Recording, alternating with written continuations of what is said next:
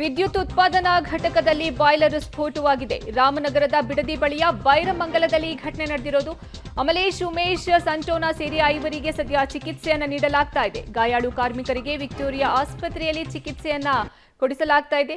ವಿದ್ಯುತ್ ಉತ್ಪಾದನಾ ಘಟಕದಲ್ಲಿ ಬಾಯ್ಲರ್ ಸ್ಫೋಟಗೊಂಡು 5 ಗಾಯ ಆಗಿದೆ. ಸದ್ಯ ಅವರನ್ನ ವಿಕ್ಟೋರಿಯಾ ಆಸ್ಪತ್ರೆಗೆ ದಾಖಲು ಮಾಡಲಾಗಿದೆ. 5 ಕಾರ್ಮಿಕರಿಗೆ ಗಂಭೀರವಾದ ಗಾಯ ಆಗಿದೆ. ರಾಮನಗರದ ಬಿಡದಿ ಬಳಿಯ ಬೈರಮಂಗಲದಲ್ಲಿ ಈ ಘಟನೆ ನಡೆದಿರೋದು. ವಿದ್ಯುತ್ ಉತ್ಪಾದನಾ ಘಟಕದಲ್ಲಿ ಬಾಯ್ಲರ್ ಸ್ಫೋಟಗೊಂಡು ಅಲ್ಲಿ ಕೆಲಸ ಮಾಡ್ತಿದ್ದಂತಹ ಕಾರ್ಮಿಕರಿಗೆ ಗಾಯವಾಗಿದೆ. ಗಂಭೀರವಾದ ಗಾಯ ಆಗಿದ್ದು ಅವರನ್ನ ವಿಕ್ಟೋರಿಯಾ ಆಸ್ಪತ್ರೆಗೆ ಚಿಕಿತ್ಸೆಗಾಗಿ ದಾಖಲು ಮಾಡಲಾಗಿದೆ. ಗಾಯಾಳು ಕಾರ್ಮಿಕರಿಗೆ ವಿಕ್ಟೋರಿಯಾ ಆಸ್ಪತ್ರೆಯಲ್ಲಿ ಚಿಕಿತ್ಸೆಯನ್ನ ನೀಡಲಾಗ್ತಾ ಇದೆ.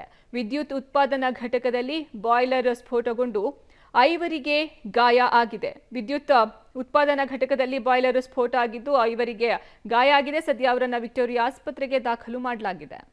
ಇನ್ನು ಈ 5 ಕಾರ್ಮಿಕರು ಯಾರು ಗಂಭೀರವಾಗಿ ಗಾಯಗೊಂಡಿದ್ರು ಅವರ 80% ಅವರ ದೇಹ ಸುಟ್ಟು ಹೋಗಿದೆ ಅನ್ನುವಂತಹ ಮಾಹಿತಿ ಸಹ ಲಭ್ಯವಾಗ್ತಾ ಇದೆ. ಸದ್ಯ ಅವರಿಗೆ ವಿಕ್ಟೋರಿಯಾ ಆಸ್ಪತ್ರೆಯಲ್ಲಿ ಚಿಕಿತ್ಸೆಯನ್ನ ನೀಡಲಾಗ್ತಾ ಇದೆ.